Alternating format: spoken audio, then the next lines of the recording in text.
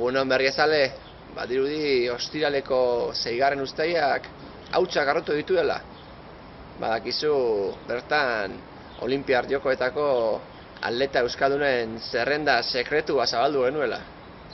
Atzo telefono deiba jaso nuen erantzun eta beste aldean soinu mekaniko arraro batzu bakarrik entzuten ziren. Uste dut jendea urduri xamar jartzen hasi dela, baina baditugu izen gehiago zuekin partekatzeko. Hementxe doa zerrenda sekretuaren 2. zatia. Elizabeth Estorri. Eta Elizabeth etxean geratzen zen triste, lagunek berekin jolastu nahi ez zutelako. Hiroshi Kiyotake irabazi arte. Kandek pure jargal dieta bigun egin eta fin geratu da. Jenny Baratza atxurrarekin gaudagun ibiltzen dago eta voleibola beretzat deskantzu ederra da. Jana Berezko etxean egina eta naturala.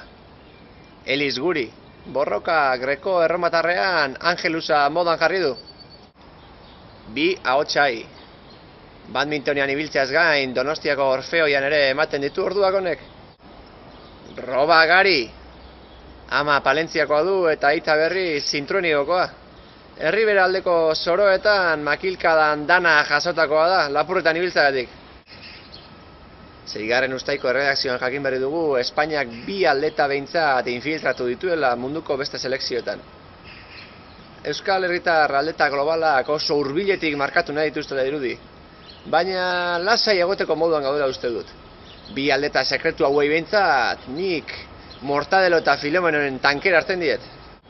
Ba Alfarra, Spidifenerekin positibo eman berri du atleta honek.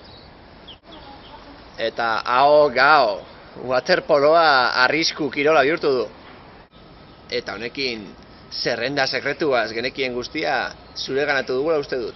Ez kezkatu, zerbait berria jakiten badugu, zu izango zara 2. jakiten eta. Aio berriazale!